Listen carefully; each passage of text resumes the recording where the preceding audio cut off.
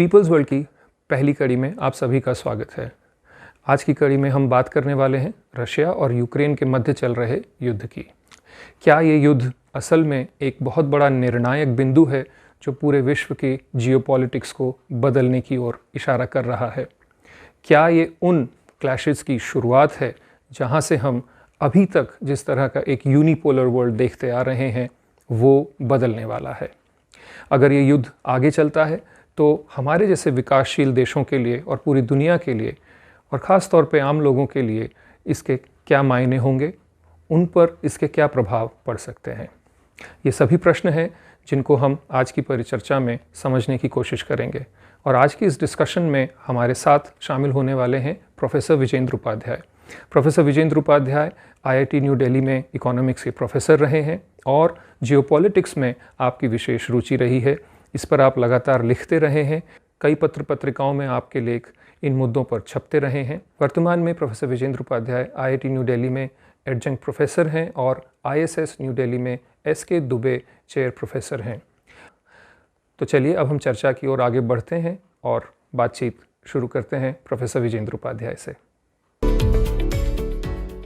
तो जो यूक्रेन और रशिया का ये जो युद्ध है, इसका एक बहुत बड़ा सिग्निफिकेंस है इन द सेंस कि सेकेंड वर्ल्ड वॉर के बाद एक तरह से वाटरशेड मूवमेंट है जहां पर यूरोप ऐसा लग रहा है कि दोबारा बड़े युद्धों की तैयारी में जा रहा है। मिलिटराइजेशन वहां पर जिन देशों में हम कभी सोच भी नहीं सकते थे कि सेकेंड वर्ल्ड वॉर के एक्सपीरियंस के बाद में वहां पर मिलिटराइजेशन का कोई कॉल दिया जा सकता है या उस पर सही में सरकारें कुछ कदम बढ़ाएंगी, वहां पर हम मिलिटराइजेशन की शुरुआत देख रहे हैं। दूसरी तरफ अमेरिका में भी हम एक चीज देख रहे हैं कि पूरा जो यूरोप का जो प्रश्न है उसके संदर्भ में एक अलग तरह की एग्रेसिव अप्रोच अमेरिका लेता हुआ दिखाई दे रहा है। तो यह अपने आप में एक बहुत महत्वपूर्ण और ऐतिहासिक ऐसा हमें महसूस हो रहा है कि एक युद्ध साबित हो सकता है जो पूरे ग्लोबल जियोपॉलिटिक्स के परिदृश्य को ही बदल दे। तो मैं आपसे जानना चाहूंगा कि इसका जो हिस्टोरिकल सिग्निफिकेंस है, जो जियोपॉलिटिकल सिग्निफिकेंस है, उसके बारे में आपको क्या लगता है? जब हम यूक्रेन और रशिया के वॉर की बात करते हैं तो अब एक बड़ी समस्या आती है कि इसको किस तरह से देखा जाए। तो ज्यादातर जो वेस्टर्न मीडिया है, मेन स्ट्रीम मीडिया है, तो वो इस वार को एक लोकल वॉर की तरह देखती है कि एक बड़ी कंट्री ने एक छोटी कंट्री पर आक्रमण किया है और उसकी जो यूक्रेन की फ्रीडम है वो खत्म हो गई है, उसकी जो चॉइसेस हैं वो खत्म हो गई है। पर यहाँ ये एक सवाल ये आता है कि हमें इसकी बैकग्राउंड में थोड़ा जाना पड़ेगा, ये देखना पड़ेगा कि ये वार क्यों हुआ। क्या हम इस वार को लोकल वॉर की तरह देखकर उसकी एनालिसिस कर सकते हैं, उसका क्रिटिसिज्म कर सकते हैं, या एक दूसरा तरीका होगा, वो ये है कि इसको एक ग्लोबल वॉर की तरह देखा जाए। सवाल यहाँ पर ये आता है कि रशिया ने यूक्रेन पर अटैक क्यों किया, तो इसकी पृष्ठभूमि में जाना बहुत जरूरी है। रशिया क्या डिमांड कर रहा है? रशिया डिमांड कर रहा है कि ऐसी स्थिति में पैदा हो जाए कि यूक्रेन में कल अमेरिकन आर्मी आ जाए, अमेरिकन मिसाइल्स आ जाएं, जो भी उनके ऑफेंसिव वेपन्स हैं जो ऑलरेडी पोलैंड तक तो आई गए हैं, तो वो इस सीमा पर जो रशिया से लगती है। क्योंकि सवाल ये होता है कि अगर वहां वो वेपन्स होते हैं तो जो रशिया के जो मेजर सेंटर्स है, मॉस्को फॉर एग्जांपल, तो वहां अगर फर्स्ट स्ट्राइक अगर सोची जाए अमेरिका की तरफ से तो कुछ ही मिनट का मामला होता है। तो समस्या जो हमें एनालिसिस में जो आ रही है वो ये है कि हम एग्जिस्टेंशियल क्राइसिस को ढंग से नहीं समझ पा रहे। आज अगर किसी से पूछा जाए कि भाई एग्जिस्टेंशियल क्राइसिस क्या है, तो वो बात करेगा ग्लोबल वार्मिंग की इस तरह। लेकिन 1980s में एक दूसरा मसला था। लोग तब एंटी न्यूक्लियर मूवमेंट होता था यूरोप में, बहुत बड़े पैमाने पर लाखों लोग आते थे, 10 लाख लोग आ जाते थे उस तरह से। एक मैड डॉक्ट्राइन तब मानी जाती थी कि म्यूचुअली अश्योर्ड डिस्ट्रक्शन है। तब ये माना जाता था कि यूनियन अमेरिका के पास ना बराबर के हथियार है, तो लड़ाई नहीं होनी चाहिए, अगर होगी तो सारी दुनिया तबाह हो जाएगी। लेकिन हुआ क्या, जब सोवियत यूनियन की डिक्लाइन हो गया तो उसके बाद लोग इस बात को भूल गए, क्योंकि सोवियत यूनियन के टुकड़े हो गए, 15-16 कंट्री में हो गए, ईस्टर्न यूरोप में सारा कुछ बदल गया, वार्सा पैक्ट खत्म हो गया। तो उस समय ये माना गया कि अब तो कोई खतरा है नहीं, लड़ाई की कोई बात नहीं है। तो लोग इस बात को भूल गए कि न्यूक्लियर वॉर भी एक पॉसिबिलिटी है, थर्ड वर्ल्ड वॉर भी एक पॉसिबिलिटी है। तो उस तरह एक ऐसा मौका आया था हिस्ट्री में कि अगर वेस्ट की तरफ से भी ये सोचा जाता था कि अगर कोई पॉसिबिलिटी नहीं है तो फिर नेटो की एग्जिस्टेंस की क्या जरूरत है, उसको भी खत्म किया जा सकता है। लेकिन उन्होंने ऐसा किया, उन्होंने ये सोचा कि हमेशा के लिए कुछ ऐसी कंडीशंस की जाए कि रसिया से जो खतरा पैदा हुआ था पहले सोवियत यूनियन से, वो किसी भी तरह फ्यूचर में कभी भी पैदा नहीं हो। तो ऐसी कंडीशंस दरअसल में दी गई थी, क्योंकि रशियन इकोनॉमी खत्म हो गई थी, सोसाइटी टोटली डिस्टर्ब हो गई थी। लेकिन फिर भी एक जो सोच था नियोकॉन कि जिसको हम मानते हैं कि रशिया के पास रिसोर्सेज हैं, इसको और भी विकसन होना चाहिए, रिसोर्सेज पे कब्जा किया जा सकता है। इतना क्या कि रशिया के पास में इतना बड़ा लैंड मास हो। तो पुतिन जब आया था 2000 में, तब बहुत ही वीक पोजीशन में आया था, तब उसने कुछ भी नहीं कर सकता था। कोशिश यहाँ तक भी की थी बात करने की कि हम कोई अलग थोड़ी है, हम भी यूरोपियन हैं, हमको भी नेटो में क्यों नहीं हो सकता, कुछ ऐसी ट्रीटीज की जा सकते हैं कि सबकी पीस सिक्योर हो जाए, उस तरह से। तो लेकिन जो वेस्ट का ध्यान था वो टोटली अलग था। 2008 में एक कॉन्फ्रेंस हुई थी, तो उसमें ये तय किया गया कि यूक्रेन में भी हम नेटो को ले जाएंगे। दरअसल में जो नेटो की कंट्री वो बहुत छोटा सा नंबर था, लेकिन वो बढ़ते बढ़ते अब बहुत बड़ा हो गया। तो सारा ईस्टर्न यूरोप की मोस्ट ऑफ दी कंट्रीज थी, और जो रशिया के भी तो उनके भी पार्ट थे जो टुकड़े हुए थे, लेविटा 2-3 जो बाल्टिक एरिया में, तो उन सबको। पर यूक्रेन एक बहुत ही स्ट्रेटेजिकली इंपॉर्टेंट जगह है, जहां जरूरी माना जाता है कि इसको कब्जा करके ही रशिया पे कंट्रोल किया जा सकता है। अब समझने की बात यह है कि पुतिन ने बहुत कोशिश की इस लड़ाई से पहले 2-3 महीने दुनिया भर को समझाने की कि ये सीरियस मामला है, ये न्यूक्लियर वॉर की पॉसिबिलिटीज को बढ़ाता है, अगर कुछ वेपन्स आते हैं तो हम कुछ नहीं कर पाएंगे, है ना। तो उस तरह की जो बात की गई, लेकिन उसको टोटली इग्नोर किया गया, उसका मजाक बनाया गया, पुतिन का मजाक बनाया जाता है जैसे मेन स्ट्रीम मीडिया में वेस्टर्न कंट्रीज में। तो इस बार को इस तरह से समझना बहुत जरूरी है कि लोकल वॉर नहीं है, ये उस तरह का वॉर नहीं है कि बांग्लादेश का वॉर हुआ, पाकिस्तान बांग्लादेश को पावर नहीं देना चाह रहा था, इंडिया चला गया, वहां पर जो भी कुछ हुआ, इंडिपेंडेंस हुई, इंडिया ने रिकॉग्नाइज किया, दुनिया भर ने रिकॉग्नाइज किया। उस तरह की लड़ाई आप देख सकते हो, लेकिन वो एक डायमेंशन ऐसी है जो कल खत्म भी हो जाएगी। लेकिन जो डायमेंशन है वो नहीं खत्म होने वाली, वो तो चलने वाली है, क्योंकि ये लड़ाई मल्टीपोलरिटी को लेके है। जो यूनिपोलर जो पीरियड था 15-20 साल का, तो उसको चेंज किया गया चाइना की राइज से। और पुतिन को ये हिस्ट्री की समझ है कि वेस्ट के साथ में आप अगर कोशिश करोगे तो एक बहुत ही सबऑर्डिनेट की पोजीशन आपको मिलेगी।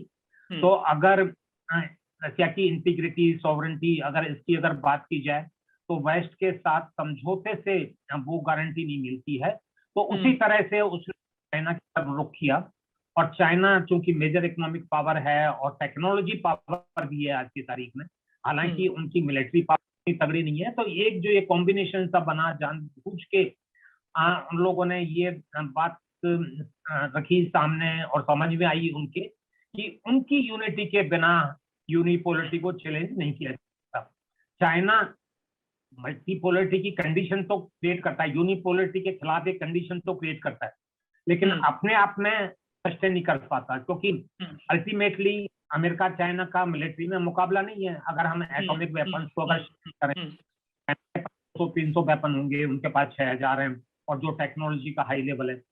तो ये इस लड़ाई को बहुत ही एक एग्जिस्टेंशियल क्राइसिस रशिया के लिए ही नहीं, ये सारी दुनिया के लिए है, क्योंकि न्यूक्लियर वार शुरू होने पे वहां तो नहीं रोकेगा वो। तो इस तरह से इसे सोचने की जरूरत है। इसमें एक जो महत्वपूर्ण पक्ष है, जो शायद मेरे को लगता है कि वो पूरा नेटो का अपना एक इतिहास जो है वो बहुत महत्वपूर्ण है, क्योंकि अ, अगर हम शुरुआत में अगर उसकी जो फाउंडिंग है हम उसको देखते हैं, तो उसका एक बहुत सिंपल सा एक ऑब्जेक्टिव है कि रूस है उसके, या हम जिसको कह रहे हैं कि जो उस समय जो सोशलिस्ट कंट्रीज हैं उसके अगेंस्ट एक मिलिट्री अलायंस है एसेंशियली। परंतु जब सोवियत संघ का विघटन होता है उसके अगले साल ही अराउंड 91 92 का जो पूरा समय है, उसी समय हम देखते हैं कि जो क्लिंटन है, क्लिंटन बहुत मैं कहूँगा बहुत एग्रेसिवली सामने आकर इस बात को रखते हैं कि हमें नेटो को एक्सपैंड करना चाहिए। नेटो को एक तरह से वो अमेरिकन एक्सपेंशन का और अपने हेजेमोनी के एक्सपेंशन का एक टूल के रूप में यूज करते हुए दिखाई देते हैं। और वहीं से मुझे लगता है कि रशिया की अपनी एक अलग चिंताएं हैं जो कि बननी शुरू होती हैं। और उस पूरे पीरियड में भी अगर हम देखें, जो सोवियत संघ के विघटन से अभी तक का जो समय है, हर 4-5 साल में 2-3 देश हैं यूरोप के जो कि उसमें शामिल होते जा रहे हैं, और जहां जहां पर वो शामिल हो रहे हैं वहां पर अमेरिका का एक मिलिट्री दखल है वो साफ दिखाई देता है। तो नेटो का ये जो इतिहास है और रशिया की ये जो चिंता है कि नेटो अपने आप में अमेरिका का जो स्फीयर ऑफ इन्फ्लुएंस है उसको बढ़ाने का एक तरीका है, और वो अपने आप में रशिया के लिए एक एग्जिस्टेंशियल क्राइसिस को प्रेजेंट करता है। तो ये जो एक पूरी बात है जस्ट इस वॉर के जस्टिफिकेशन के रूप में है कि अगर जो देश खास तौर पे सोवियत संघ से जो टूट कर बने थे, और नेटो के साथ उस समय जो करार था वो ये था कि इनका एक न्यूट्रल स्टेटस रहेगा, वहां पर अब अमेरिका अंदर आना चाहता है, और ये एक ओरिजिनल जो एक पुरानी जो एक अंडरस्टैंडिंग थी उसको उसका ब्रीच है। तो और ये अपने आप में मॉरली जस्टिफाइड नहीं है, एक तरह से रशिया का एक नैरेटिव है। दूसरी तरफ इस समय जो वॉर हो रहा है उसमें एक अलग तरह का नैरेटिव आ रहा है जो खासतौर पे वेस्टर्न मीडिया की तरफ से आ रहा है। वो ये है कि ये रशिया एक अनप्रोवोक्ड वॉर लड़ रहा है, ये उसने एक ह्यूमैनिटेरियन क्राइसिस क्रिएट कर दिया है, और वो जस्ट एक अपने रिजीम को एक्सपैंड करने का एक तरीका है, और ये अपने आप में बहुत ही इमोरल एक एक्ट है। तो ये जो दो नैरेटिव हैं इनके बारे में आपको क्या लगता है, हमें क्या मानना चाहिए या इसको किस नजरिए से देखना चाहिए? जब कोलैप्स हुआ था सोवियत सिस्टम का, ईस्टर्न यूरोप में सोशलिज्म का, तब एक बात हुई थी कि ईस्ट जर्मनी जब वेस्ट जर्मनी से मिली, वॉल जब गिरी, तब गोर्बाचोव के साथ में जो बातें हुई उस समय, तब ये बात कही गई कि ठीक है आप ईस्ट जर्मनी को नेटो में शामिल कर लो, लेकिन उसके बाद नेटो का एक्सपेंशन नहीं होना चाहिए, नहीं, ईस्टवर्ड एक्सपेंशन नहीं होना चाहिए। डॉक्यूमेंट नहीं है इसका, गारंटी जो दी गई थी वो वर्बली रही। हालांकि डॉक्यूमेंट सेंस में तो है, जो बातचीत थी उनके डॉक्यूमेंट्स तो हैं, लेकिन इसको टोटली वेस्ट ने फिर इग्नोर किया, और 4 फेजेज में नेटो का एक्सपेंशन धीरे धीरे करते गए। तो कुछ को शामिल किया, फिर ईस्ट यूरोप की कंट्रीज को शामिल किया, फिर सोवियत यूनियन के जो टुकड़े हुए उन कंट्रीज को शामिल किया।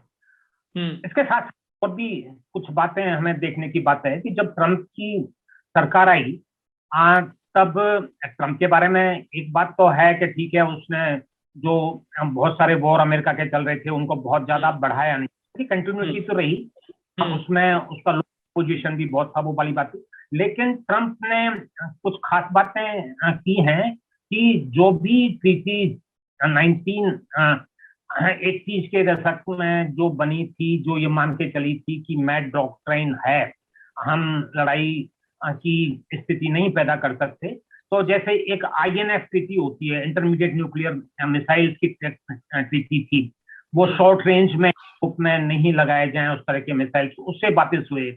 स्काइज, ओपन स्काइज की ट्रीटी थी कि आप कंट्री के ऊपर के स्पेस में आप अपने सैटेलाइट लगा सकते हो, मिलिट्री सैटेलाइट लगा सकते हो। एक जो बहुत बड़ी ट्रीटी बची हुई है वो बाई चांस एक्चुअली चूंकि बाइडन आ गया तो वो बच गई थी, जिसको न्यू स्टार्ट ट्रीटी है। तो वो मेन ट्रीटी है जो टोटल जो वेपन्स पे कंट्रोल वगैरह करती है, तो ट्रम्प तो उससे भी निकल रहा था।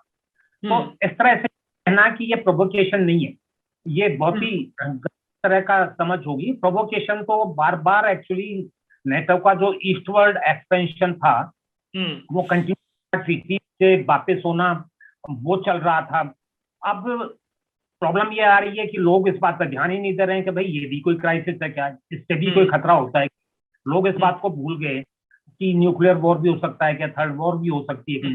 लेकिन रशिया को समझता है, और रशिया ही इस बात को समझ सकता है, क्योंकि जो बैलेंस अमेरिका के साथ बनाता है वो रशिया ही बनाता है। 6,000 अगर वेपन है पास में, तो ये होता है कि टेक्नोलॉजी में क्या अंतर है, अगर कोई स्ट्राइक करता है, फर्स्ट स्ट्राइक करता है, तो उसके क्या इम्प्लीकेशन है। बाकी हम कंट्रीज हैं, उनको तो ये समझ आ नहीं सकती ना टेक्नोलॉजी का जिस लेवल का उस तरह से चल रहा है। तो ये उस तरह प्रोवोकेशन तो चल ही रहा था। तो रशिया ने बहुत क्लियर था कि भाई 2-3 महीने बहुत कोशिश की कि हमारा ये मानना है कि यूक्रेन को नेटो में आप शामिल नहीं करोगे। जैसे 2008 में इन लोगों ने कहा था कि हम शामिल करेंगे, और जो भी 2014 में यूक्रेन में सरकार थी, उस सरकार को कू के तहत, कलर रेवोल्यूशन के तहत उसको गिराया गया। तो उस तरह से यूक्रेन की आर्मी भी एक मिन्स्क जो एग्रीमेंट हुई थी, तो उसमें यह था कि डॉनबास एरिया मोरलेस इंडिपेंडेंट सा हो गया था, और ये यूक्रेन ने मान के इंडिपेंडेंट है। लेकिन रशिया कह रहा था कि भाई इसको मिन्स्क एग्रीमेंट को पूरी तरह से आप लागू कर दो। तो मैं तो यह था कि पहले पहल कौन कर ले, क्योंकि एक पॉसिबिलिटी आप देखिए, अगर मान लो यूक्रेन में नेटो मान लो नहीं भी, नेटो की फोर्सेज नहीं भी आती, लेकिन इंडिविजुअल कंट्री की फोर्सेज भेज ही सकते हैं। इंग्लैंड तो अपनी कंट्री वहां भेज ही सकता है, तो इंग्लैंड की फौज में आ जाती है, वेपन्स आ जाते हैं, तो उसका मोरलेस वही इफेक्ट आ जाता है जैसे नेटो का। और नेटो के हथियार तो उनको सप्लाई कर ही रहा था। तो स्लोली सिचुएशन ये थी कि ये मामला इस हद तक जाना ही था। तो यही मान के रशिया ने कि अगर, जैसा उनका सोच मुझे लगता है कि अगर वर्ल्ड वॉर की पॉसिबिलिटीज को कम करना है, तो यहाँ ये बात तय हो जानी चाहिए कि यूक्रेन कभी भी नेटो में शामिल नहीं हो, इस तरह की कंडीशंस किए जाने। तो उसी के तहत इस बात को देखा न कि एक लोकल वॉर, क्योंकि एक दादा ने अपने कमजोर पड़ोसी पे हमला कर दिया। लेकिन जो मेजर इसकी डिमेंशन है, और इस बात को आज रियलाइज किया जा रहा है, क्योंकि यूरोप अमेरिका के साथ हो गया, जापान भी अमेरिका के साथ हो गया, लेकिन दुनिया के सारे countries, Africa, Latin America, Asia में, तो कोई भी इस बात को, यूरोपियन की अमेरिकन जो नैरेटिव है उसको पूरी तरह से एक्सेप्ट नहीं कर रहा है, सैंक्शंस में साथ नहीं दे रहा है। तो बाकी दुनिया तो समझ रही है इस बात, लेकिन चूंकि यूरोप में कंट्रोल मीडिया का इतना ज्यादा है, अमेरिका में कंट्रोल इतना ज्यादा है, कि वहां की पब्लिक में ये बात नहीं पहुंच पा रही है कि ये एक ऐसा मामला है, एक एग्जिस्टेंशियल क्राइसिस है रशिया के लिए नहीं, क्योंकि लड़ाई अगर होती है तो रशिया तक थोड़ी सीमित रहेगी, वो तो सारी दुनिया के लिए। अगर न्यूक्लियर एक बार चालू है तो उसका फिर रोकना थोड़ी पॉसिबल होता है। तो ये हमें जरूरत है। जो इसमें दो पक्ष बहुत महत्वपूर्ण है मेरे ख्याल से। एक तो जो मिलिट्री जोन के रूप में या मिलिट्री बेस के रूप में यूक्रेन को देखना अमेरिका या वेस्ट का, उस पर्सपेक्टिव को भी इसमें समझने की जरूरत है, क्योंकि इस वॉर का एक और बैकग्राउंड जो है वो ये है कि ये नेटो वाली चर्चा तो पिछले 6 महीने से बहुत ज्यादा होने लगी है, और उस पर रशिया बहुत वोकल हुआ, खासतौर पे पुतिन बहुत सारे मंचों पर आके इस बात को कह रहे थे। पर पिछले तकरीबन 2 साल से, कोविड के जस्ट पहले से, अमेरिकन मिलिट्री और वेस्टर्न मिलिट्री का इंटरेक्शन यूक्रेन की आर्म फोर्सेस के साथ बढ़ता जा रहा था, और उस पर भी रशिया की अपनी एक निगाह थी, जो कि ये एक ऐसा फैक्ट है जिसको कि अभी भी मेन स्ट्रीम मीडिया में उजागर नहीं किया गया है, उसको उस तरह से अकाउंट फॉर नहीं किया गया है। एक दूसरा जो पक्ष आपने जो रखा है वो ये है कि दुनिया इसको कैसे देख रही है। अपने आप में रशिया इस वॉर में आगे कहाँ तक जाता है ये तो देखने वाली बात है, परंतु एक अमेरिकन व्यू इस किस्म का है कि लो इंटेंसिटी वॉर को थोड़ा प्रोलॉन्ग करते रहिए और उसमें एक फटीग हो जाएगा और एक बड़ी पावर जो है उस फटीग के कारण अंततः हट जाती है।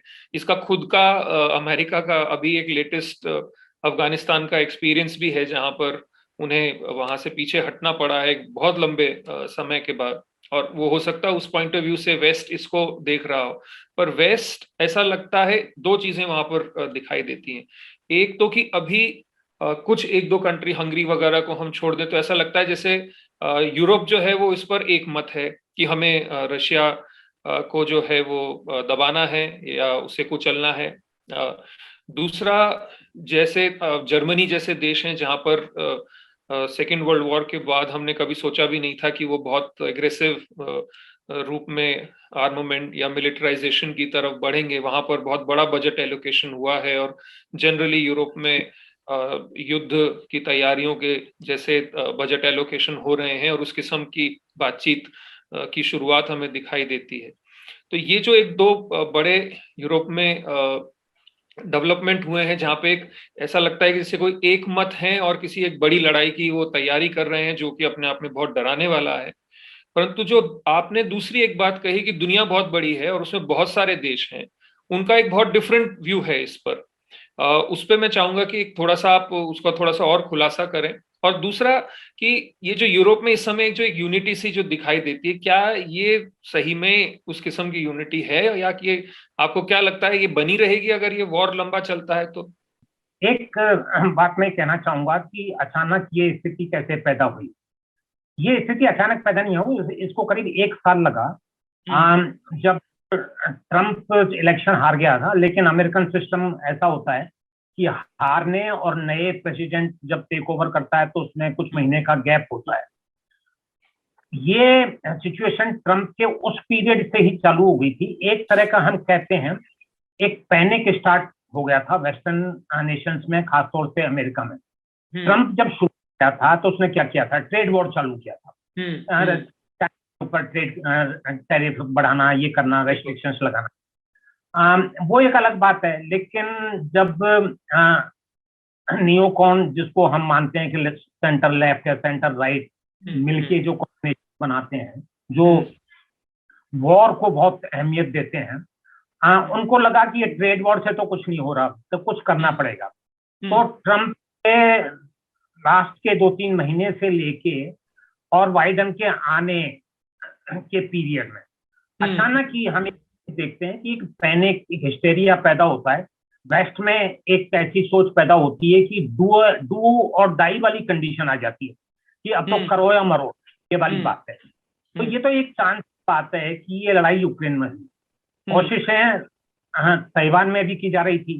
तो दोनों फ्रंट पे या तो लड़ाई चालू हो जाए, ताइवान वाले कल को अगर उनको उकसा दिया जाए, उनको कहा जाए भाई तुम अपनी इंडिपेंडेंस डिक्लेयर कर दो, तो चाइना कुछ ना कुछ करेगा, बनाएंगे।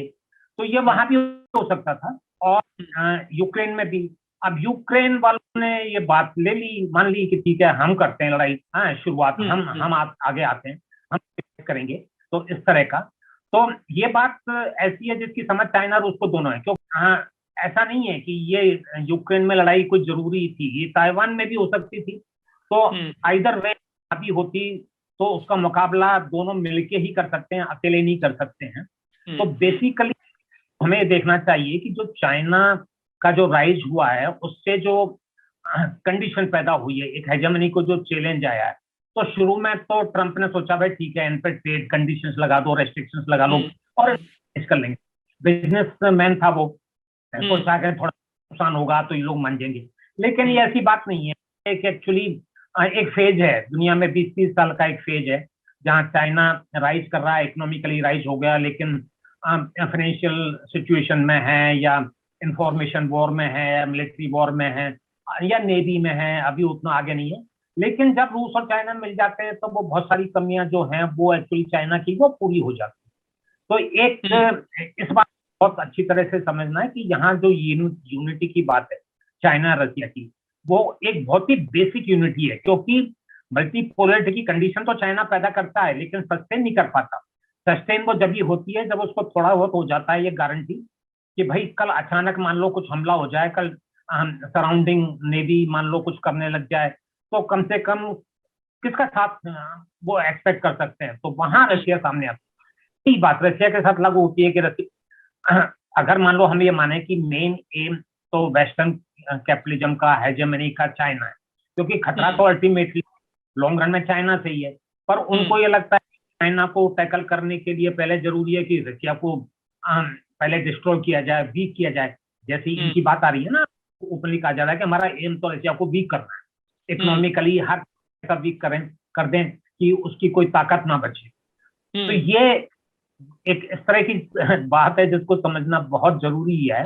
तो एक तरह से इसको ऐसे भी समझ सकते हैं कि इकोनॉमिकली तो China is a neutralising force, और जो मिलिट्री पॉइंट ऑफ व्यू से है, Russia becomes a very strong force which can neutralise the situation, और वो दोनों मिलके इस पूरे प्रेशर को सस्टेन कर सकते हैं और इस पूरी सिचुएशन को बदल सकते हैं। जो एक यूनिपोलर से मल्टीपोलर जो एक बदलाव है उसमें उसको लेके आ सकते हैं। इसको इस रूप में शायद मुझे लगता है लॉन्ग टर्म में ज्यादा समझने की या उस रूप में देखने की ज्यादा आवश्यकता है।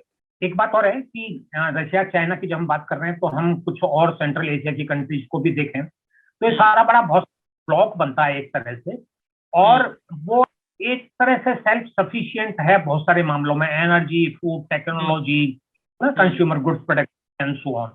तो वहीं देखिए ही एक पॉसिबिलिटी बनती है उस तरह से। तो बेसिकली ये था कि क्या यूरोप में जिस किस्म की यूनिटी हमें दिखाई देती है और वो क्या वो सस्टेन कर सकती है। नंबर एक, उसका एक बैकग्राउंड जो है वो ये है कि बहुत बड़े स्तर पे सैंक्शंस लगाए गए, और यूरोप ने और अमेरिका ने ये अज्यूम करते हुए सैंक्शंस लगाए कि जो डेवलपिंग वर्ल्ड के नेशंस हैं, अफ्रीकन नेशंस हैं, बहुत नेचुरली उसको, या मिडिल ईस्ट के नेशंस हैं, बहुत नेचुरली उन सैंक्शंस के साथ चलेंगे। बट एक्चुअली ऐसा हुआ नहीं है। तो एक तरह का एक सिचुएशन है जहां पर रशिया भी ऐसा नहीं कहा जा सकता कि इकोनॉमिकली बहुत अचानक से वीक हो जाएगा या वीक हो गया है। और अगर ऐसा बना रहता है तो हो सकता है कल को शायद यूरोप में जो यूनिटी है वो भी धीरे धीरे टूटने लगे। मतलब या ये यूनिटी जो अभी दिखाई दे रही है, how for how long actually it can sustain. हमें यूरोप की सिचुएशन देखनी चाहिए और उसके साथ में जापान की सिचुएशन को भी देख लेते हैं। अभी तो बहुत जबरदस्त यूनिटी दिख रही है, क्योंकि जिस तरह का सोच पैदा किया जा रहा है कि हम फ्रीडम के लिए लड़ रहे हैं, हम टायरानी के अगेंस्ट लड़ रहे हैं, हम एक डिक्टेटर जो हिटलर की तरह है उसके अगेंस्ट लड़ रहे हैं। लेकिन जो उन्होंने जो यूज किए हैं इकोनॉमिक सैंक्शंस की, तो उसका इफेक्ट एक्चुअली दोनों साइड में होता है। एक खास बात देखने यहाँ पर यह है कि रशिया की नीड उतनी नहीं है जितना यूरोप रशिया पर डिपेंड करता है। रशिया अपने आप में एनर्जी, फूड में और रॉ मटेरियल्स में काफी सेल्फ सफिशिएंट। रशिया कहाँ कम है कि जैसे मान लो कंज्यूमर गुड्स हैं या हाई टेक्नोलॉजी गुड्स हैं उस तरह की, तो वो चाइना के साथ मिलके एक्चुअली उस तरह की, या इंडिया के कहीं और इधर से सपोर्ट मिलने से उस तरह की चीजें। लेकिन जो रशिया यूरोप को जो सप्लाई करता है तो वो एक ऐसी चीज है जिसकी इतनी आराम से सब्स्टिट्यूशन नहीं किया जा सकता। आप ऑयल लो, पाबंदी लगाने की बात आ रही है, 1 साल की बात हो रही है जिसमें हंगरी मना कर रहा है ना, या एक आध 2 कंट्री मना कर रही हैं उस तरह से। पर जहां पर गैस वाला आता है तो गैस तो बहुत बड़ी चीज है। 40% गैस जो जर्मनी में यूज की है तो वो वहां से रशिया से आ रही है। तो इकोनॉमिक, एक और बात है, अमेरिका भी एक्चुअली थोड़ा सेल्फ सफिशिएंट होता है अपने आप में।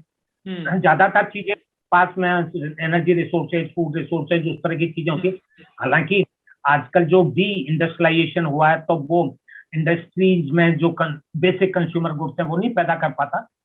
पर वो एक बहुत इशू नहीं है। पर यूरोप का इशू तो बहुत बड़ा है, क्योंकि यहाँ एनर्जी डिपेंडेंस रशिया के ऊपर बहुत ज्यादा।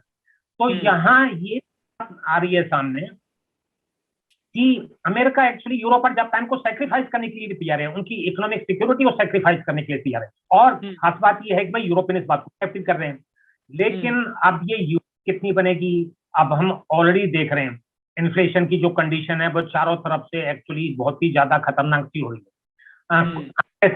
होते हैं जैसे 8.5% के अमेरिका में या 7.5% यूरोपियन यूनियन में, लेकिन आंकड़े भी थोड़े से प्रॉब्लमेटिक होते हैं। जो रियल इन्फ्लेशन पब्लिक फील करती है वो कुछ अलग ही होती है। तो अभी इनको भी मान लो तो 10% की रेंज में इन्फ्लेशन है। इकोनॉमिक अमेरिका में पहले क्वार्टर में हुआ, या सभी लोग अब बात कर रहे हैं, अब तो इंग्लैंड भी मानने को तैयार है कि बता रहा है अपने लोगों को, कह रहा है कि भाई रिसेशन हो सकता है।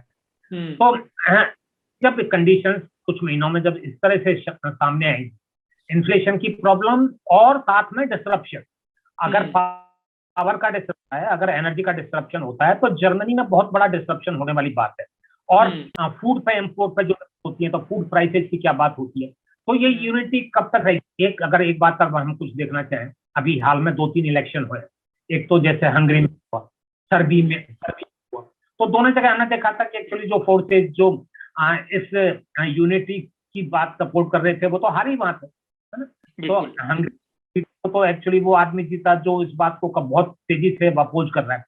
फ्रांस का इलेक्शन देख लो, तो वहां भी क्या हुआ, ऑलमोस्ट 50-50 डिवीजन है, मतलब कुछ परसेंट ऊपर नीचे, लेकिन ऐसी यूनिटी तो नहीं है जैसी देखने लोग बताई जा रही है कि। तो बेसिकली यूरोपियन आप देखो तो वहां पे एक तो वेस्टर्न यूरोप का एरिया होता है, एक सदर्न यूरोप का होता है, ईस्टर्न यूरोप, तीनों रीजन बहुत अलग अलग है। अब कब तक ये यूनिटी बनाई मतलब जा सकती है, कोशिश तो पूरी रहेगी, लेकिन सबसे ज्यादा नुकसान तो यूरोप का ही होगा। जापान में भी वही प्रॉब्लम है, जापान भी एनर्जी और फूड के लिए इम्पोर्ट पर डिपेंडेंट है। जापान भी की तारीख में जो मॉनेटरी पॉलिसी जिस तरह की अपनाई जा रही हैं, तो वो उसको कोई रास्ता भी नहीं सूझ रहा है कि क्या किया जाए। ऐसा रास्ता अमेरिका में भी नहीं, हालांकि जैसे इंटरेस्ट रेट बढ़ाई गई है, और बहुत मामूली सी बढ़ाई गई है, इंग्लैंड में भी इंटरेस्ट रेट बहुत मामूली सी, उनको कोई रास्ता नहीं सूझ रहा है। तो कुछ आने वाले 3-4 महीनों में हो सकता है कि हम ऐसी सिचुएशन देखें कि इकोनॉमिक डिस्ट्रेस का लेवल यूरोप में, खास जापान में, और कुछ हद तक अमेरिका में भी हो जाए। रशिया में ऑब्वियसली होगा, पर रशिया चूंकि इतना बहुत ज्यादा डिपेंडेंट नहीं है किसी चीज पर, बेसिक चीज तो है ही है, कंज्यूमर गुड्स चाइना से आ सकती हैं, इंडिया से आ सकती हैं, तो वहां वो अपनी स्थिति संभाल सकते हैं, लेकिन यूरोप नहीं संभाल सकता। तो इस कॉन्टेक्स्ट में हमें देखना है कि ये यूनिटी कहां तक जाएगी।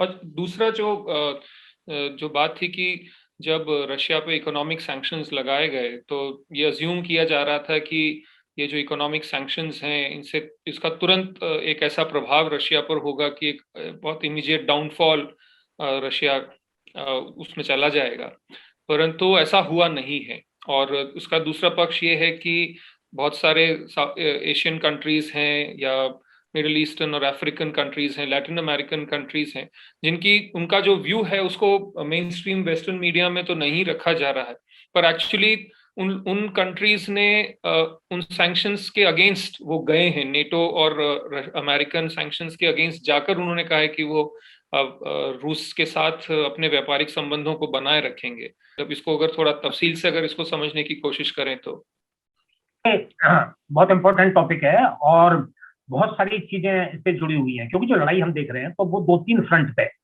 एक मिलिट्री फ्रंट तो हम देख, लेकिन दूसरा मेजर फ्रंट तो इकोनॉमिक है, जिसमें खतरा यहाँ पर जो वेस्टर्न कंट्रीज फील करती हैं कि उनका जो इतने सालों का 200-300 साल का जो डोमिनेशन है, तो वो क्या चैलेंज, उसको क्या चैलेंज आ रहा है।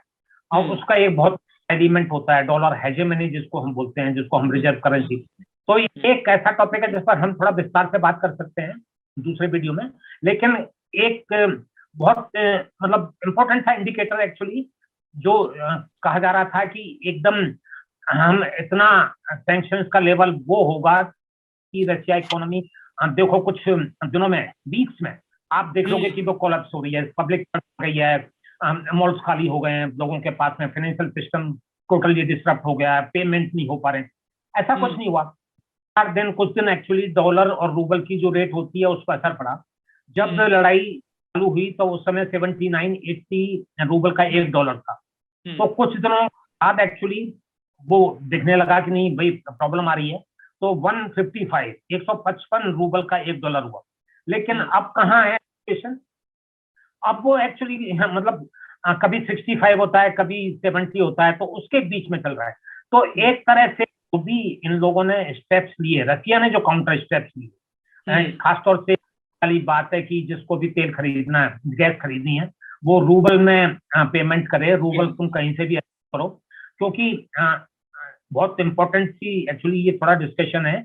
एक बहुत बड़ी बात जो यहाँ पे हुई वो ये हुई कि रशियन सेंट्रल बैंक के जो असेट्स बाहर इन लोगों ने किन्हीं विदेशी खातों में जमा कर रखे थे, $300 बिलियन के वर्थ, डॉलर हो या यूरो, उसको जो फीस, तो वो एक ऐसी चीज जिसने सारी दुनिया में एक तरह का एक शॉक की सिचुएशन पैदा करती है, क्योंकि चाहे लोग बोल नहीं रहे हो, चाहे चाइना बोल नहीं रहा हो, पर हर किसी को ये खतरा महसूस हो गया। कल मान लो हमारा झगड़ा होता है, किसी बात से अमेरिका हमसे नाराज होता है, तो ये सारे काम हमसे भी कर सकता है।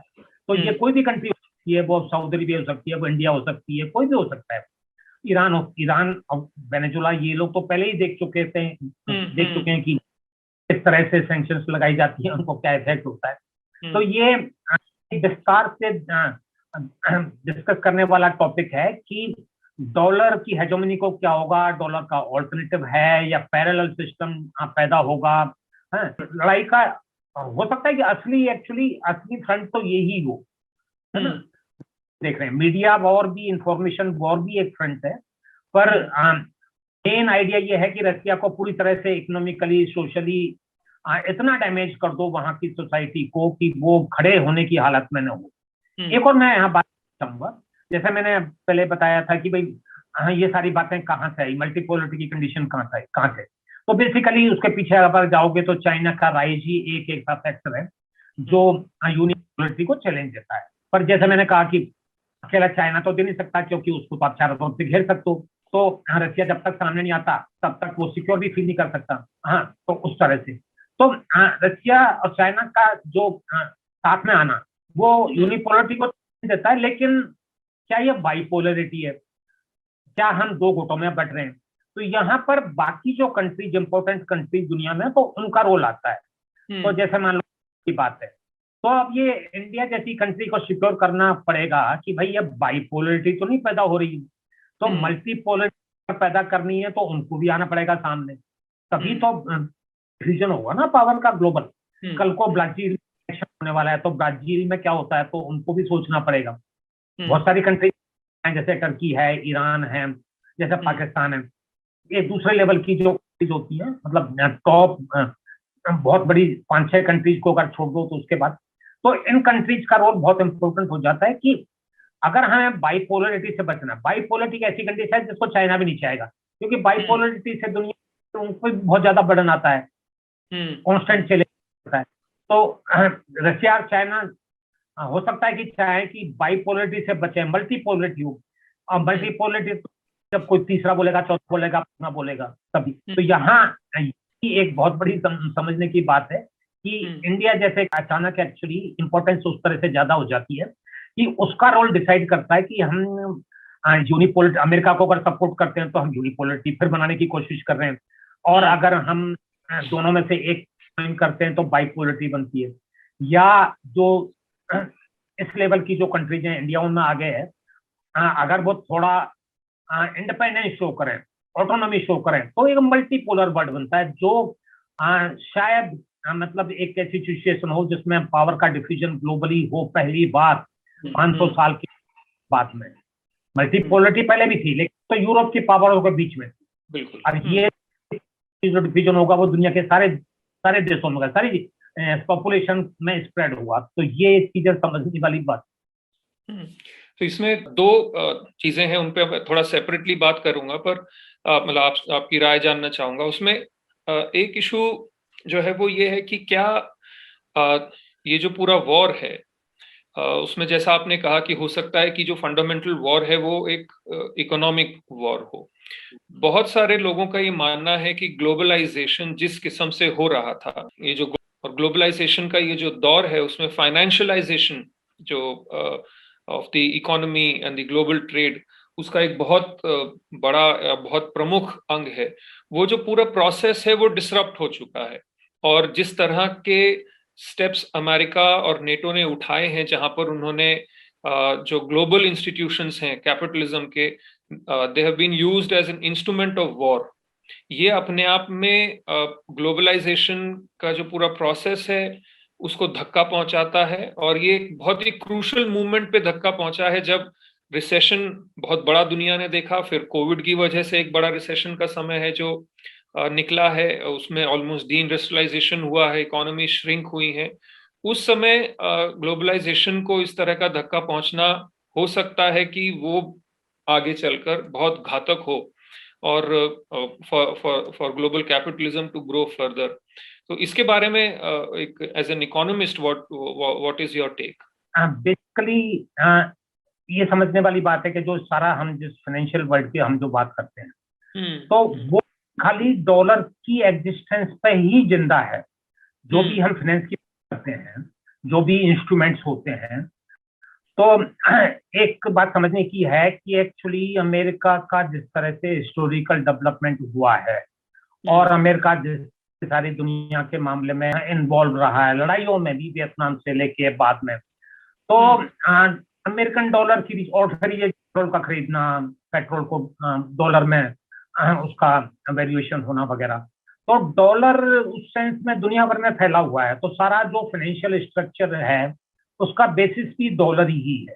तो कल को अगर डॉलर को चैलेंज आए, वो जो फाइनेंशियल वर्ल्ड है, चाहे इंग्लैंड में हो, लंदन में हो, न्यूयॉर्क में उनके सेंटर्स हो, तो उनको क्या होता है? तो ये बात मतलब इस कमी को क्या कोई पूरा कर सकता है? क्या चाइना कर सकता है? अल्टीमेटली तो अगर इकोनॉमिक स्ट्रेंथ की अगर बात करते हो तो कौन है? चाइना के सामने है। लेकिन जो हम बोलते हैं जितना अमाउंट इन चीजों में लगा होता है, जितना वेल्थ जो स्टोर होती है, सब कुछ जो हो रहा है वो तो डॉलर में ही है। और दूसरी बात जो उठाई गई है ग्लोबलाइजेशन की, तो एक ये फियर तो ग्लोबलाइजेशन का एक्चुअली काफी दिनों से चली रहा है। जैसे ट्रम्प की मैं पहले बात कर रहा था, तो ट्रम्प का भी था कि ये सारा जो ग्लोबलिस्ट लोग हैं, ये जो भी उसमें लेफ्ट सेंटर वाले इस तरह के लोग भी सारे शामिल होते हैं, तो उसका फायदा किसका हुआ ग्लोबलाइजेशन का? तो एक ये रियलाइजेशन का, ये जो पॉपुलिस्ट राइट विंग लीडर जिनको हम बोलते हैं, चाहे फ्रांस में हो, चाहे ट्रम्प हो या कोई भी, वो इस बात को रेज करते हैं कि इसका सारा फायदा तो चाइना को चला गया, जबकि ये चाइना की थी नहीं। चाइना तो ने तो इन सारी चीजों को as a given actually accept किया, भाई जो भी तुम आरोप वो बना दो। चाइना ने तो उनको यूज कर फायदे में उनका यूज कर दिया। बिल्कुल, चाइना ने थोड़ी नहीं, जो भी WTO हो या IMF हो, सब जो भी इंस्टीट्यूशंस हो, इंटरनेशनल फाइनेंस के उस तरह के, IMF, वर्ल्ड बैंक, कोई भी, वो तो सब वेस्ट के इंस्टीट्यूशंस है ना। और ये सारा ग्लोबलाइजेशन हो रहा है, फ्री ट्रेड होना है, ये भी सारी पॉलिसीज कहाँ से आई है? लेकिन ये रियलाइजेशन कि भाई डी इंडस्ट्रियलाइजेशन हो रहा है अमेरिका में या यूरोप में इस तरह से, हालांकि ये बात साउथ कोरिया और जापान पे तो लागू नहीं होती, पर और जर्मनी पे भी शायद नहीं लागू होती, पर अमेरिका पे या इंग्लैंड पे ऐसी जगहों पर थोड़ी सी लागू होती है। तो इनके खिलाफ में ये एक पॉपुलर मूवमेंट वो बहुत दिनों से चल रहा है। ट्रम्प भी जो है उसका ये फिनोमेना है। लेकिन जब कि अगर मान लो आप डी इंडस्ट्रियलाइजेशन की बात करो, डी ग्लोबलाइजेशन की बात करो, तो आप टैरिफ से लड़ाई लड़ो, इम्पोर्ट पर रेस्ट्रिक्शंस लगा लो, लेकिन बात उससे आगे बढ़ गई है। जो बेसिक ओपिनियन, चाहे सेंटर लेफ्ट की हो, सेंटर राइट की हो, उनमें बहुत अंतर नहीं होता। उनको ये रियलाइज हो गया कि ये डी ग्लोबलाइजेशन की लड़ाई से भी कोई काम नहीं चलने वाला, तो सीधा ही कन्फ्रंट करना है, इनको डाउन करना है, इनको वीक करना है, इनको खत्म, चाइना से लड़ना। चाइना से हम पहले नहीं लड़ सकते, पहले रशिया को खत्म करना। तो मैंने जैसे कहा कि डू और डाई वाला जो इनमें पैनिक जो क्रिएट हुआ है, वो 1 साल का फिनोमेना है। तो उसको हम इस तरह से थोड़ा समझें तो चीजें थोड़े ज्यादा समझना। अच्छा, इसको मुझे लगता है कि थोड़ा सा कॉन्ट्रास्ट हम कोल्ड वॉर से भी हम कर सकते हैं, क्योंकि वहां पर एक आइडियोलॉजिकल बैटल है, वहां पर वो समझ में भी हमें आता है।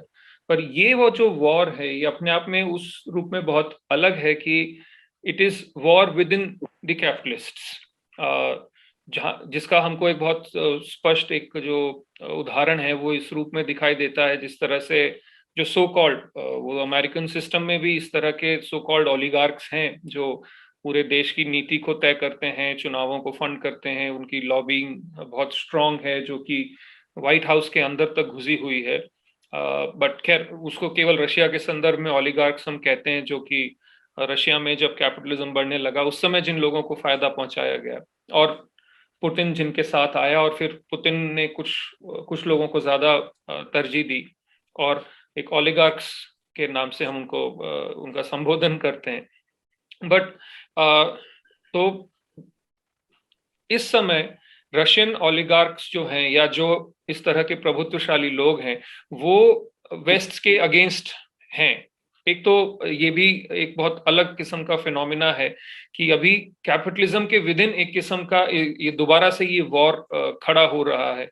चाइना को भी हम देखते हैं तो वो एक लेवल पे अपने इंटरनल पॉलिसी फ्रेमवर्क में, इकोनॉमिक पॉलिसी में उसने 1980s के बाद एक कैपिटलिस्ट टर्न लिया है और उस पर कंसिस्टेंटली वो मूव कर रहा है। तो it is in larger historical terms it's very different scenario, but इस तरह का एक कॉमन आइडियोलॉजिकल एक फ्रेमवर्क होते हुए भी why we are heading for such a clash again this rise of almost like a bipolar world, उसकी तरफ हम बढ़ रहे हैं। ऐसा क्यों हो रहा है? ये थोड़ा एक अलग किस्म का सवाल है, एक लार्जर हिस्टोरिकल कॉन्टेक्स्ट में सवाल है।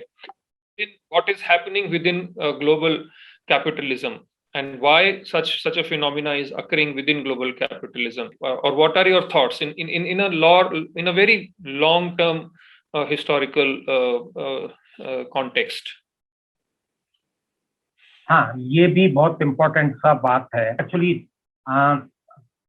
एक लेफ्ट में एक बहुत बड़ा सा ग्रुप होता है जो आप कह सकते हो कि शुरुआत तो उसकी चाइना माओ के टाइम से हुई, जिसने जब ये 71 के आसपास में जब अमेरिका ने एक्चुअली चाइना और रशिया की यूनिटी को तोड़ के और चाइना की तरफ किया, तो एक उस समय होती थी जिसमें कहा गया था कि रशिया सोशलिस्ट नहीं है, सोशल इम्पीरियलिस्ट है ना।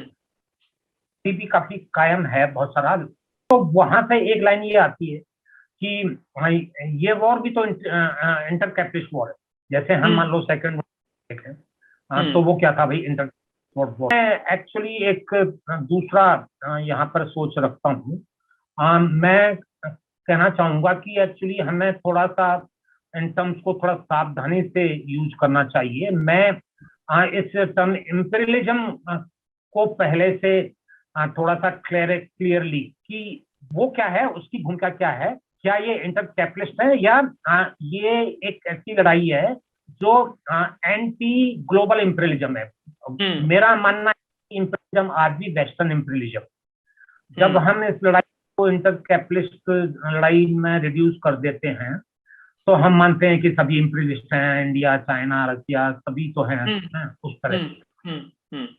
मैं इस बात को थोड़ा सा डिसएग्री करूंगा। मैं कहना चाहता हूँ कि जो 500 साल का जो हिस्ट्री है, जो वेस्टर्न हेजेमनी है, और सभी मायनों में, चाहे वो स्टार्ट होती है इकोनॉमी से, फिर मिलिट्री से, फिर कल्चर से, हर जगह वो उस तरह से, तो उसको चैलेंज आया है। तो इसको हम उस तरह से इंटर इंपीरियलिस्ट वॉर नहीं कह सकते, इसको हमें एंटी वेस्टर्न इंपीरियलिज्म वॉर जो लास्ट स्टेज में है। आगे क्या होता है है ना, फ्यूचर कांट बी प्रेडिक्टेड। कल चाइना का रूल क्या हो जाता है, रशिया का रूल क्या हो जाता है, इंडिया का रूल क्या हो जाता है, वो तो समय आएगा तब बताया जा सकता है। लेकिन आज जो लड़ाई है वो हेजेमनी, वेस्टर्न हेजेमनी के खिलाफ में है और वेस्ट भी उसको उसी तरह से ले रहा है। उसको वो मान लो इंटर कैपिटलिस्ट लड़ाई होती तो लड़ने की भी क्या जरूरत थी। रशिया में जो हैं वो तो उनसे आप समझौता भी कर सकते हो भाई, जर्मनी में तो बैठे हैं, जो फ्रांस में भी तो बैठे हैं, इंग्लैंड में भी तो बैठे हैं, तो क्या परेशानी है। और रशियन तो बड़े आसानी से खुश हो जाएंगे, उनको आप बड़ा थोड़ा सा अच्छा सा दर्जा दे दो तो उनको क्या प्रॉब्लम है। तो उस लेवल पे हम नहीं रिड्यूस करते। एक्चुअली यहाँ पर मतलब बहुत इंपॉर्टेंट बात यह है कि लीडरशिप का रोल यहाँ बहुत अलग हो जाता है। मेरा मानना है कि ये कोई एक नेसेसरी सिचुएशन नहीं है कि यहाँ पुतिन जैसी लीडरशिप आती। रशिया में दूसरी लीडरशिप क्या सकती थी, रशिया में येल्त्सिन की लीडरशिप ही कंटिन्यू हो सकती थी। उस तरह का नेता बात आ सकता था जो उसी तरह का होता, जो वेस्ट के साथ जो बात करता, और वेस्ट थोड़ा सा उनको अगर थोड़ी सी बराबरी पे अगर ट्रीट करता तो हो सकता है कि ये सिचुएशन एक्चुअली बिल्कुल अलग हो जाती। रशिया खुशी खुशी यूरोप का पार्ट होने की कोशिश करता। रशिया में बहुत ऐसे लोग हैं कहते हैं कि भाई हम तो सारा गड़बड़ कर दिया लेनिन ने, सारा ये सारा रेवोल्यूशन गड़बड़ हो गया, हम भी तो वेस्टर्न यूरोपीय। हम क्यों अंतर है। तो इस लड़ाई को देखा जाए तो हम चाहें तो एक अलग वीडियो इस बात पर एक्चुअली बनाया जाए कि इस लड़ाई को क्या इंटर इम्पलिश टर्म में देखा जाए या एक लॉन्ग 500 ईयर्स की जो वेस्टर्न हेजेमनी है उसके खिलाफ देखा जाए। तो यहाँ कैपिटलिज्म के टर्म्स में अंतर करने की बहुत जरूरत है, जिसपे एक्चुअली मैं बहुत दिनों से जोर दे रहा हूँ कि इनको थोड़ा सा अलग अलग करके देखना चाहिए। इसमें एक जो सवाल है कि जो भारत जैसे देश हैं, भारत ने एक बहुत अलग तरह का रुख लिया है। इमरान खान जब तक पाकिस्तान में थे, पाकिस्तान का एक बहुत अलग तरह का रुख रहा है, और इसी तरह से हम देखते हैं कि लैटिन अमेरिका का इस पूरे वॉर पर बहुत अलग तरह का एक रुख है। तो मिडिल या इजराइल सभी जगह मिडिल ईस्ट का है, इवन इसराइल का भी एक बहुत अलग बैलेंस्ड और नुआंस्ड किस्म का व्यू है, जो शायद अमेरिका एक्सपेक्ट भी नहीं कर रहा था।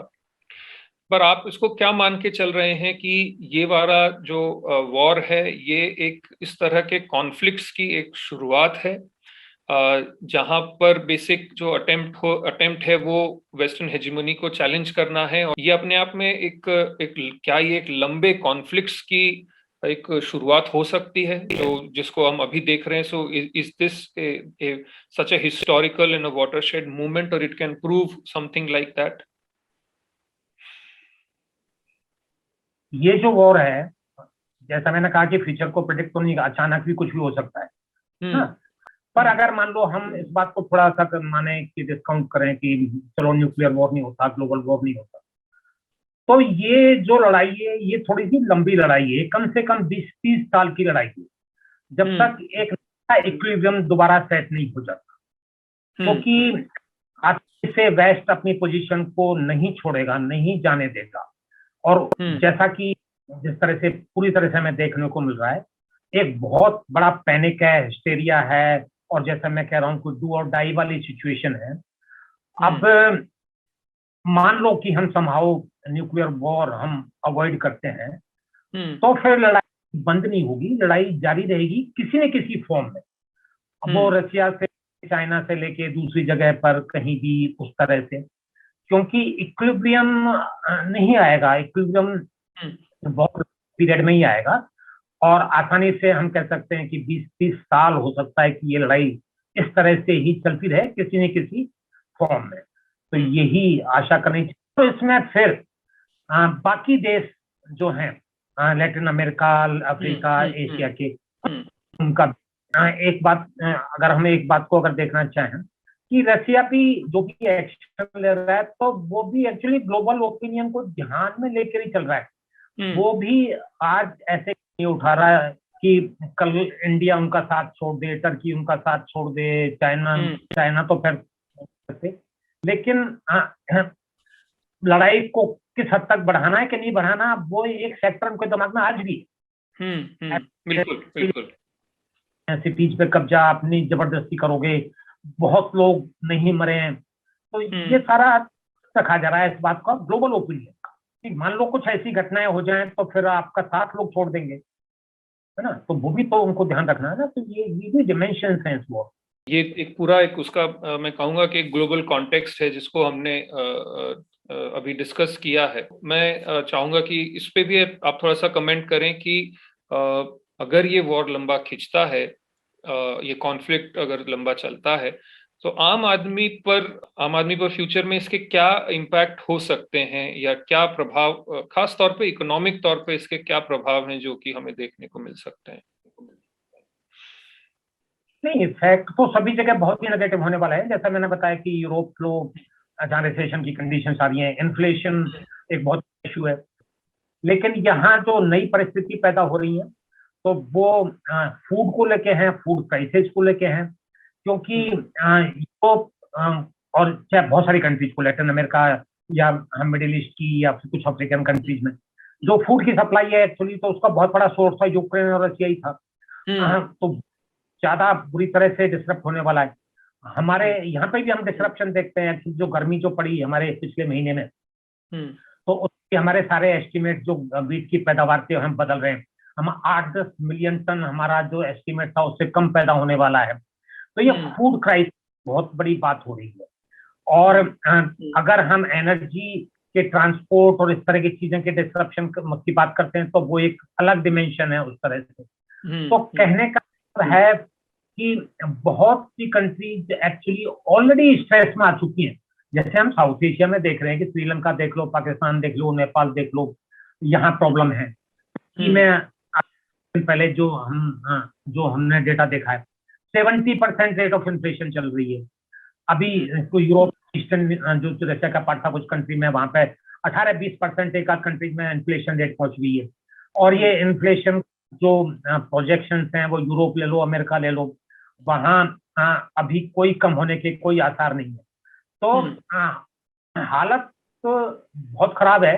हम भी हमारे यहाँ भी हम स्ट्रेस देख रहे हैं। हमारे रिजर्व थे $642 बिलियन, आज वो $600 बिलियन के नीचे आ गए, क्योंकि हमें अपना एनर्जी पे ज्यादा खर्च करना पड़ रहा है एक्चुअली। तो सब डिस्ट्रप्शन है, और लंबी लड़ाई अगर चलती है तो उसके डिस्ट्रप्शन और भी ज्यादा होंगे। तो इकोनॉमिक स्ट्रेस का लेवल बहुत ज्यादा आने वाला है। जो कंट्रीज थोड़ी सी एशिया की कंट्रीज थोड़ा जो एक्सपोर्ट कर लेती हैं वो हो सकता है थोड़ा बेटर पोजीशन में हो, लेकिन साउथ एशिया बहुत बुरी हालत में है, हम ज्यादा एक्सपोर्ट नहीं करते हैं। और लैटिन अमेरिका फूड इम्पोर्टर है, या मिडिल ईस्ट है फूड इम्पोर्टर है। तो ऐसे फूड और एनर्जी के जहां पर इम्पोर्ट पर डिपेंडेंस है, तो वो सारी कंट्रीज बहुत ही स्ट्रेस में आनी है। तो ये एक डिमेंशन है जिसका क्या असर पड़ेगा रिसेशन की, ग्लोबल रिसेशन की बात कहना कोई बहुत बड़ी मतलब ऐसी बात नहीं है जिसको हम आज नहीं बात कर सकते। शायद वो पॉसिबिलिटी बहुत बड़ी बन गई है आज की तारीख में। इसमें एक और व्यू है जो कि इमर्ज हो रहा है, जो चोम्स्की का अभी जो रिसेंटली जो उनके इंटरव्यूज आए हैं उसमें एक व्यू ऐसा इमर्ज हो रहा है कि this is a process of keeping Europe under the American influence. China के राइज और रशिया के राइज के बाद एक सिचुएशन पैदा हो रही थी that Europe was gradually drifting away towards China and Russia. उस पूरी सिचुएशन को डील करने का ये एक अमेरिकन एक टैक्टिक्स है और उससे ज्यादा कुछ भी नहीं है। एंड इन दैट सेंस इसको पीसफुली रिजॉल्व कर लेना चाहिए। इसमें बहुत ज्यादा आगे जाने पर बहुत नुकसान होगा। रशिया और एग्रेसिव होगा, जो कि जिसका रिटेलिएशन हो सकता, अगर ज्यादा बड़े पैमाने पे हुआ तो बहुत नुकसान होगा। सो ये जो एक व्यू है कि it is just simply American tactics, उसको मतलब how serious is that and how we should look at it? हाँ, तो जैसे मैंने कहा कि हेजेमनी को चैलेंज की जो फीलिंग आई है, और ये फीलिंग कि हमारा लास्ट चांस है, अभी कुछ करना है, आप इसको नहीं कर सकते। तो एक ऐसी हालात में जो अमेरिकन डोमिनेशन है, नेटो की हम बात करते हैं तो बेसिकली तो अमेरिका ही होता है, तो अमेरिकन डोमिनेशन का, तो अमेरिका ने ये यूरोप को कन्विंस किया कि भाई तुम्हारी क्या सिक्योरिटी है, कल को तुम पर कोई भी हमला कर सकता है, हम ही तो तुम्हें प्रोटेक्ट कर रहे हैं।